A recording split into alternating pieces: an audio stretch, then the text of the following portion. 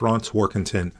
The ICE Futures canola market is stronger Friday morning, showing a continued recovery off contract lows as the market sees signs of establishing a bottom after its months-long downtrend. Canola steady to up $2, the May contract up 50 cents at $594.20 per ton. That May contract managed to settle just above its 20-day moving average yesterday, and the fact it's holding above that key chart point again today was supportive from a technical standpoint, as traders are continuing to adjust positions ahead of the weekend. Chicago soy oil and European rapeseed futures were both stronger overnight, providing spillover support, but soy oil did back away from its gains to turn mixed. Malaysian palm oil held steady after posting solid gains earlier this week. Scale-up farmer selling and a lack of significant end-user buying interest tempered the advances in canola, with analysts expecting values may consolidate in a narrow range for the time being, in the absence of a supportive fundamental catalyst. In the U.S., activity is mixed. Soybeans trading to both sides of unchanged, while corn and wheat futures are lower. Soybeans had posted solid gains overnight but ran into resistance and backed away to turn mixed. The May contract up 0.75 cents at $11.41.5 per bushel. Large South American supplies continued to overhang the market, with any reductions in Brazil's crop more than made up for by improvements in Argentina this year.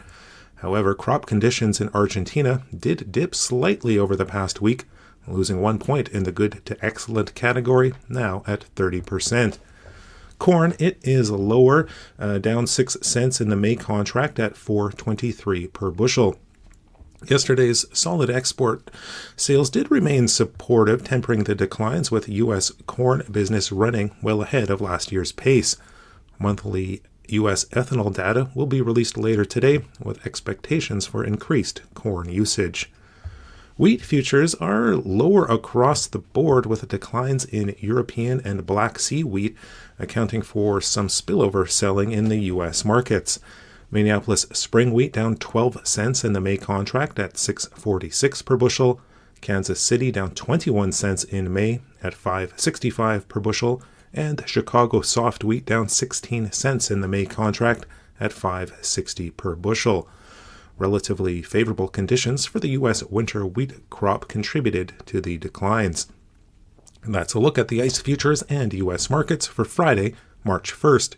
In Winnipeg, for MarketsFarm.com, I'm Phil Franz Workington.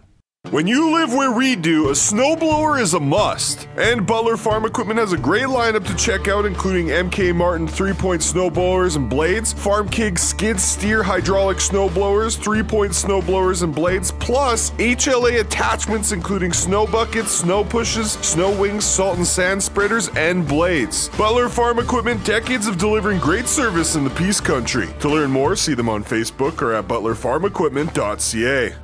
The opinions expressed on this show do not represent those of the station. If you've missed any of the shows, you can follow the podcast at energeticcity.ca. Welcome to This Week in the Peace, a show dedicated to the people, events, and news of BC's Peace region. Here's your hosts, Dub Craig and Jordan Prentice. Good morning and welcome to the show. Today's show features an extended interview with one guest. Now, School District 60 announced last month that they'd be receiving $800,000 over 3 years for their Feeding Futures program, which works to ensure that students are fed at school stigma-free. To talk about that and major investment and to talk about that major investment by the government and a wide variety of other topics impacting the district. It's been a while, but I sat down with School District 60 Superintendent Dr. Stephen Petrucci yesterday. Here's part one of that conversation. It's been a while, and thanks for inviting me. Yes, and there is lots to talk about, as you said. It's been a while. So I wanted to start with this Feeding Futures Fund, though. This was announced almost a month ago now, I think. You're set to receive, I believe, $800,000 per year over the next 3 years for food, staffing, and equipment purchases. Tell me, first of all, just how big of a deal was this for the district? How excited were you to be getting this? Yeah, we were super excited, Warren, and really around British Columbia. The project itself was announced last spring, but just for implementation in the current 23-24 school year. In the past, you might recall we had what was called the Affordability Fund, but it was only really for 1 year, and it helped with food and some other things. And prior to that, we had a small amount of funding through a program called Community Links. And that really only provided enough funding for a few schools that really are we would consider high need schools. Hmm. This new Feeding Futures Fund is really stable and significant funding for the foreseeable future. They've announced it for 3 years, but the reality is that it's likely, and they're hoping that this would just continue in terms of resources available to school. And it is specifically about feeding. And so the vast majority of the $800,000 that School District 60 receives will be used for food, not just in a few schools, but it's going to be made available to all of the schools. Of course, those who can afford their meals will pay for it, but it now gives the capacity to all our schools, where we know there are some students that don't necessarily have food with them for whatever reason. It doesn't matter. We just know that when kids have food, if they're hungry, they're going to learn better. They're going to interact better. So this announcement and this ongoing commitment is going to make a huge difference. Okay. So it's going to help people. It's just going to help kind of the supply, I guess. And as you said, for people who can afford to buy food, in their school cafeteria or whatever, they can continue to do so. But I suppose for the kids who can't, they come from families facing financial distress, whatever it happens to be. How does the program kind of work for them? Because I believe, of course, it's anonymous. Yeah. No one's going to know Yeah. who is doing what, really. Tell us a bit about that, how that's going to work kind of on the school side, in each individual school, I suppose. Yeah. Hey, thanks for raising that, Warren. And so one of the really important criteria of the fund is that it is stigma-free. And so absolutely it is anonymous. The way that they carry out the orders, for example, and collect the orders for the meals, whether it's for lunch, whether it's their breakfast program. Some schools have an online process where parents click and select. And in all of those cases, there are avenues for not to have to pay without anyone else knowing about that. And so that's actually an important criteria of the fund itself. And so it varies from school to school as to what that specific process is. But the great news is we also, as part of this fund, have a foods coordinator now for the school district. Her name is Nancy Burchell, and she's came on board in November of 2000, just this past fall, 2023. And she's done a terrific job of visiting all of the schools and the canteens. And she actually used to work in the meals program herself a number of years ago. And to your question, part of the work she's doing is supporting canteens, meal programs across the district to ensure that those processes are good, that they have support around both the efficiency and the effectiveness of the delivery of these programs in terms of logistics, setting up the canteen, ordering. And so the fund helps, it pays for her salary. The majority of it goes to food, but we're also allowed to use it to enhance some of the staffing time on the ground in the schools. And this has been a game changer for the schools because they were having to find different ways to fund and to pay for people at the canteen to prepare the meals, do the shopping. And so now we have part of this fund used for on-the-ground staffing, and that has made all the difference. And then the final thing we're allowed to use it for this year, at least, is some minor equipment purchases. So whether it be your fridges, your stoves, heaters, some of those things, we are wanting to get equipment that we know will last. So more of your commercial grade equipment, and knowing that this will probably expand.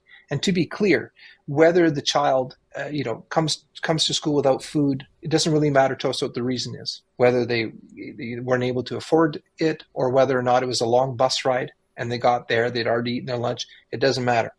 We're going to have the capacity to feed the kids, and that's what's so exciting about this. I guess my more specific question to this, Stephen, I mean, you already said how exactly it's going to be run. It seems to be kind of on a school side basis, right? But if you're that kid, you've eaten your lunch, you don't have a lunch, whatever it happens to be. I guess my question is how can it be stigma free, or maybe anonymous isn't really what it'll be, but how can it be stigma free if you line up at the canteen and you're like, okay, I'd like some food, but I don't have the cash to pay for it today. Is that kind of how it's going to work? Or is it like kind of, as you said, you can order hot foods for a month ahead. Does a parent reach out or whatever and say, I'd like to make sure my kid has food, but I can't cover it this month. I guess my question is more along those lines for people listening, even who might be in that situation, who are finding that their kids don't have lunch sometimes.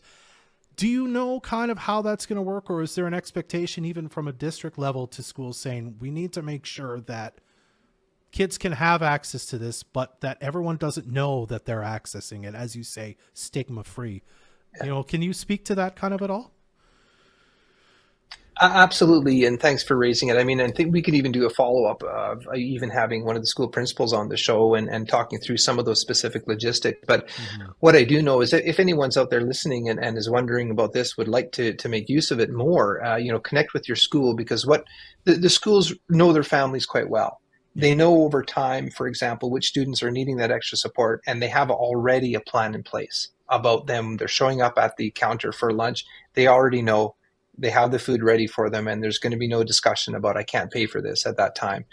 Whether it's done in the logistics prior to, or whether it's done through their classroom teacher or with the administration, there are several avenues around those logistics to ensure that that conversation is not happening in front of other people. But it's a really important point that you raise, and there are some specifics to that we can happily follow up with. Okay, I'll have to look into that. I guess contingent on the funding, and I don't know if it was contingent on this, but I suppose, Stephen, my next question is, do you know how many students roughly in the district are or were previously accessing sort of, food that they couldn't pay for, or whatever the situation happens to be? Do you have a notion of how many students this is affecting and will continue to affect now that there's even more funding in place? Yeah, and so, it's about supporting the students, and, without naming specific schools, we range from a handful of students in one particular school to up to 150 students a day who would need actually meals at no cost. And it really does vary across the district. The sort of secondary purpose of this fund is, again, regardless of whether the reason as to why they don't have the food, it allows us to expand where any student who just doesn't have food, doesn't matter why, are able to get some. And it just helps with the learning. So I think there's an expansion element to this that we will see down the road. But part of that is to ensure that we have the right equipment, that we have the right processes that are both efficient and effective in terms of deliveries, in terms of how the meals are being set up. And that's what our food coordinator is helping us with. And so really, this is what we would call a foundational year for the Feeding Futures Fund, where we're trying to figure out a lot of these details that you've raised today so that ongoing into the future just continues to improve. And, Warren, part of that is also just around the quality of the food. And so wherever possible, our coordinator is looking at sourcing that locally, and there's different options there, but moving ahead perhaps with some of those partnerships in the future in a really meaningful way. And also just around the delivery logistics, so that we don't have 20 different people doing shopping, for their own canteen. We're looking at ways to coordinate that. And so we're really building up the capacity of this program over time, and it will take some time. All right. I want to move on to talk a bit about SOGI, which of course, sexual orientation and gender identity. It's a part of the curriculum throughout BC. I think it's called SOGI 123 from the ARC Foundation. This is something that's taught in SD 60. It's taught in school districts all over BC. It's been in the news a lot recently. And there was going to be an information session on it that was canceled kind of a month or so ago. First of all, I wanted to know if you could speak to why the decision was made to cancel that information session. Yeah, sure. First of all, just to your previous comment there, Warren, SOGI 123 is not part of the curriculum. It's a resource that's available to schools to support what's required around, the human rights legislation around protecting sexual orientation and gender identity. And so that's already been in there as per the legislation. But SOGI 123 is simply resources that schools can use in terms of addressing those learning outcomes around inclusion simply. And, if we just back it up a little bit, this whole topic is really just about making sure everyone feels welcome at school in public education. And that's really it. In terms of some of the forums that are being organized around town or canceled, I can't really speak too much to that, other than I think we both know the word itself has become very politicized. And so it just doesn't lend itself to any kind of constructive conversation or debate. The good news is that there are some great resources out there, especially through, for example, and I can follow up and send these to you for your listeners. One is from the BC CPAC. And so that's the Confederation of Parent Advisory Councils that on their website have a really clear layout of what it is and what it isn't. What does it mean in schools, at what levels, as well as from the Ministry of Education. And I'll send you all that. So I think, we just need to rely on those factual pieces of information. And if anyone has any questions in terms of their own children or any other parts of their education programming, really connect with your school. And there you'll get the clearest understanding of what is happening rather than jumping to conclusions or making assumptions. And so we're just really approaching this as we have for years around everyone is welcome in schools. And that's what we're here for. Okay. Now, speaking of diversity and inclusivity, Black History Month is just wrapping up. That's been a kind of a major deal for the school district. That and again, talking about sexual orientation and gender identity. Why are these topics so important to the district and just education in general? Yeah, well, you nailed it there, Warren. Public education means that it's for everyone. And, I was recently at a couple of fantastic assemblies, one at Robert Ogilvie Elementary School, the other at Dr. Kearney Middle School. And to your point, it's about celebrating some of this diversity. And those assemblies were absolutely phenomenal. I probably should have sent you an invite. My apologies for that. But for example, the one at Kearney, we had a number of our students who are Black and who gave presentations. There was music. It was joyful. We even had some speakers from the community and them talking about their experience in Fort St. John. And I think you'll agree, the community itself has really changed over time. And there's a lot of diversity around there. We see that as a strength. Whether you're talking about Black History Month, whether you're talking about, supporting our Indigenous students and also learning local history of our Indigenous First Nations. All of that just lends itself to a rich educational experience for everyone. And so I'm glad you raised that. And we continue. I think yesterday was Anti-Bullying Day. And so for whoever you are and whatever, the student brings to the school, we need to make sure that they feel safe, that they feel they belong, and that's part of the inclusion piece, and that they're able to learn. I'm speaking with Dr. Stephen Petrucci, the School District 60 Superintendent. I'll have part 2 of that conversation in just a few moments on This Week in the Piece. A Great Canadian Oil Change is back in Fort St. John with a brand new state-of-the-art facility. They offer oil changes in 15 minutes, tire rotations, and all regular maintenance needed for your vehicle, all of which can be done without having to leave your car and with no appointment. Whether it's a simple swap like changing a tail light or something a little more in-depth like changing your fuel filter, their expert technicians know how to keep your car on the road. The Great Canadian Oil Change, now open on the corner of Alaska Road and 101st Street. Convenient, trusted, expert care. So Canada Learning Bond is one of the government's programs to help fund post-secondary education. So it is typically in person with any financial advisor of your choice, financial institution. And for many, they aren't aware that this is a program that they do not need to contribute to be eligible for. So for the CLB program, it is based off of family income thresholds. It would be dependent on how many children are in the family. We're all out there trying to better ourselves and find ways to do that, and we're here to help them along the way. Learn more about the Canada Learning Bond at thenorthernpromise.ca. This project is funded by the Government of Canada's Canada Learning Bond Program and our partners, the Province of British Columbia, Lakeview Credit Union, College of New Caledonia, Northern Savings Credit Union, Northern Lights College, Coast Mountain College, University of Northern British Columbia, Bulkley Valley Credit Union, Integris, and Williams Lake and District Credit Union. Mutual funds and other securities are offered through Credential Securities, a division of Credential Q Trade Securities, Inc. Credential Securities is a registered mark owned by Avisio Wealth, Inc. Visit us today at Murray GM in Fort St. John and discover why so many drivers choose us. We are your one-stop shop for sales, service, and parts. Drive away with confidence, knowing we are here to help. My name is Kyle Beck, and I'm the sales manager at Murray GM. We have a large variety of new cars, trucks, and SUVs on the lot, and a growing selection of local pre-owned vehicles. Call us today or visit our website to shop our inventory and check out Murray GM's current finance offers.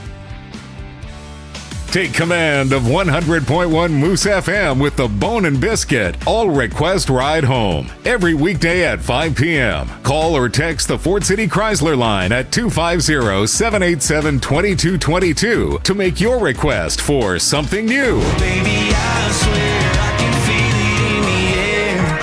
Something old.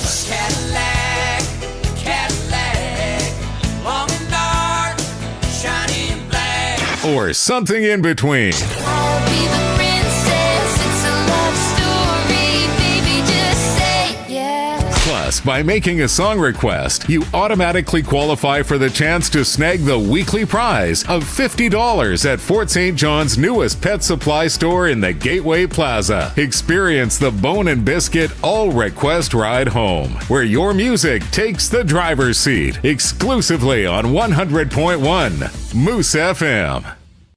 You can watch this show live on Facebook, catch the replays at energeticcity.ca, or be part of the show by texting your thoughts to the Fort City Chrysler line at 250-787-2222. Welcome back to This Week in the Piece. I'm Dub Craig. Today I'm sitting down with Dr. Stephen Petrucci, the Superintendent of School District 60. I was able to have an extended chat with him yesterday. Here's part 2 of that conversation.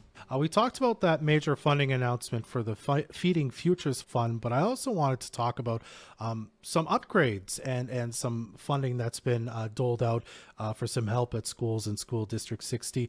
For example, the new gym at Upper Halfway Elementary and upgrades to 101 Elementary. These projects, very important to kind of the rural students who all go to those schools. Tell us a bit about that and how important it is to those students that they have these upgrades and in the case of Upper Halfway, the new gym.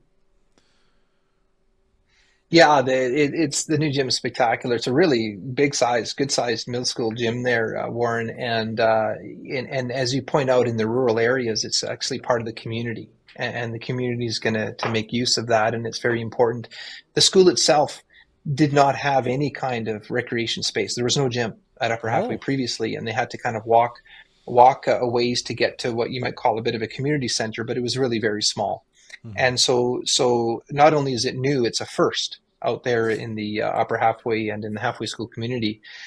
So we're very excited about that, and it has a sort of kitchen facility attached and part of it, so that community events can happen there. We've got the tables and chairs there. The PRRD has been supportive in terms of some help there too. And so we're really excited about what that'll mean, not only for the students who really weren't able to do any kind of gym activities in the past, as well as excited for the community to have use of this facility.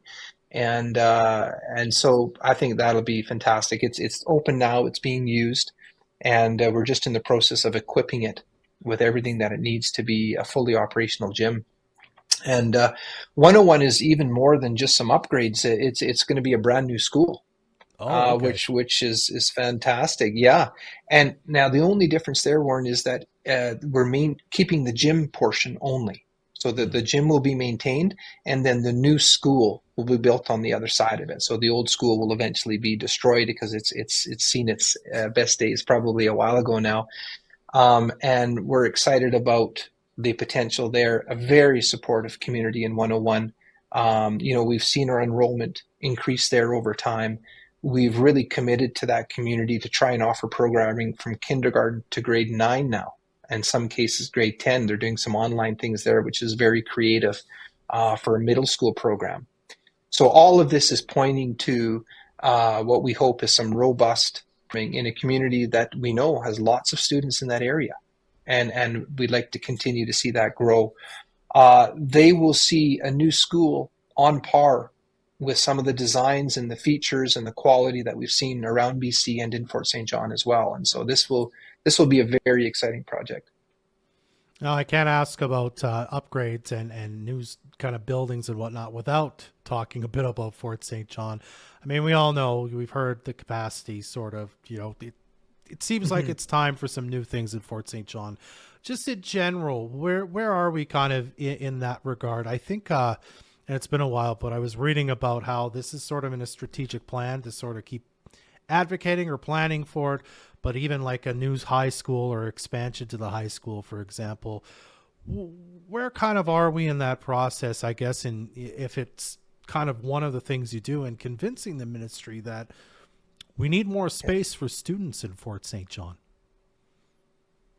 Yeah, I mean, I think I'd have to start by giving some credit to the ministry as far as, within the last 5-6 years, we've seen 2 big new elementary schools built in Fort St. John. That has really taken care of any capacity or issues we have around the elementary level for sure, as well as you mentioned the upper halfway gym and now the new 101 school that will be built within 2 years. So there has been some attention here. It's interesting, Warren, I don't know if you will recall, I mean, 6-7 years ago, everyone was projecting our population to just, spike. Mm-hmm. We've really not seen that.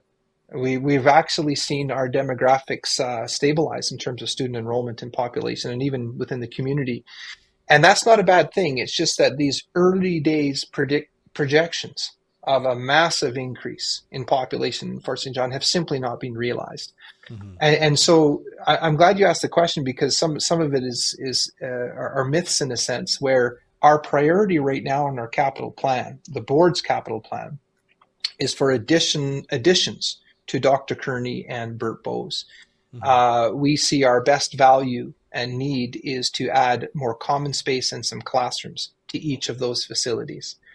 North Peace are able to manage the population they have right now. It does ebb and flow depending on the size of the cohort that comes in each year in grade 10 versus the number of grade 12s that leave, of course. Mm-hmm. But I'm not sure if you recall, when I first started teaching at North Peace in 95, it was on a flex system where they were running 5 blocks a day instead of 4. And that was before they added on the addition. And so, in other words, you're able to add a different kind of scheduling process to free up different classrooms as well. And that could be something that we look at in the future. Right now, they have a common lunch, and it's great. They did have the addition a few years ago, as well as the grade 10s at the Energetic Learning Campus down at the Pomeroy Sports Center. So we're actually confident. We could always use more space, don't get me wrong. Things for like programming, offices, counselors, and those kinds of things. But in terms of running the schedule, where we see the priority more around those additions to Burt Bowes and Dr. Kearney than we do around adding space at the high school, because we are able to manage that programming. Okay, and then one final question for you, Dr. Petrucci. I wanted to give you a moment to talk a bit about the strong showing we had in School District 60 at the Skills Canada regional sort of showcase that happened recently. I saw a lot of North Peace Secondary School and other schools from School District 60. What does it mean to you to see so many students who did such excellent work as part of that? Yeah. Well, it was just such a standout competition, and to be fair, each year there's really good representation from our area. I have to give credit to our district principal for careers and who also supports ADST, and that's Brian Campbell, and he's been supporting schools and working with them for years now to both ensure they have some capacity at the school level in terms of the tools and the programming, and also then supporting them in getting to these types of competitions. So that's really borne fruit, and it's interesting, even in locations you may not think of, like Presbyterian School, which is now out of town, they've consistently had some very competitive robotics clubs that have competed in these regional skills competition, as well as one at the high school. So to see some of those bridge builders take gold, for example, at the elementary level, as well as our robotics teams doing extremely well, all the way to our hair stylists. It really does speak, I think, to kind of the ethos of the region, which is there are so many different ways to express your talents, and it's not just, academically. And so to see that skill development and those competitions bear fruit is very rewarding, thanks to, a lot of staff who work on it. The other exciting piece that's come through recently, Warren, is that, our grad rates have been very strong. And so they just came out from last spring. And at the district here, for all students, we're at 84%, which is as high as they've ever been for our district. And also what's very exciting is our Indigenous student grad rate has jumped up to 79% from 60% the previous year. So, and so that gap between all of our students and the success of our Indigenous students is narrowing, which is a good thing. Mm-hmm. And we're just hoping that momentum can continue. So lots of reasons to celebrate. Doesn't mean we don't have our challenges. We still struggle with some of our transitions into middle school. Some of our numeracy results are not that great. And we've talked about this before, but just the whole staffing issue, whether it's teachers, EAs, bus drivers, senior staff, that continues to be a challenge and can compromise sometimes the delivery of good programming. All right. Well, Dr. Petrucci, we're going to have to leave it there. I really appreciate you taking your time to chat with me today. Thank you so much. Hey, great to see you. And that was Dr. Stephen Petrucci, the School District 60 Superintendent. I want to thank him for making some time to chat with us today on This Week in the Piece. Now, if you're just tuning in and you missed the show, you'll be able to check it out again, the podcast version of it, at energeticcity.ca/podcast. We'll store this in future episodes and the previous episodes as well over there as we make them. You can also check out our other locally produced podcasts there, Before the Peace and Secrets of the North. That's our show for this week. I'm Dub Craig. Be well.